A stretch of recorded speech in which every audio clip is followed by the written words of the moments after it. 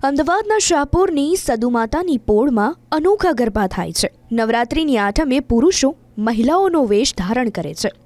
મહિલાઓની જેમ જ સાડી પહેરી શણગાર સજી માતાજીના ગરબે રમે છે। વર્ષ 1872થી ચાલી આવતી આ પરંપરા આજે પણ અકબંધ છે।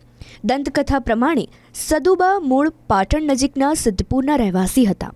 તેમના લગ્ન હરિસિંહ બારોટ સાથે થયા હતા। એ સમયે ગાયકવાડી રાજમાં આત્મચાડિયો નામનો એક બાતમીદાર હતો અને વાયકાઓ પ્રમાણે તેમણે રાજાને સદુબાના રૂપ વિશે જણાવ્યું હતું, જેનાથી રાજાએ સદુબાને મહેલમાં હાજર થવા ફરમાન કર્યું। સદુબાએ ઇનકાર કરતા બારોટો અને રાજા વચ્ચે યુદ્ધ સર્જાયું। અનેક બારોટને યુદ્ધમાં શહીદ થતા જોઈ સદુબાને સત ઉપડ્યું હતું।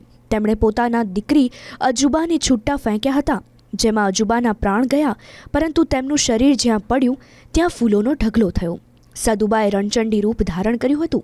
હરિસિંહને પોતાનો શિરછેદ કરવા કહ્યું। રાજાએ ઘા કર્યો, પરંતુ માથું ધડથી અલગ ન થયું।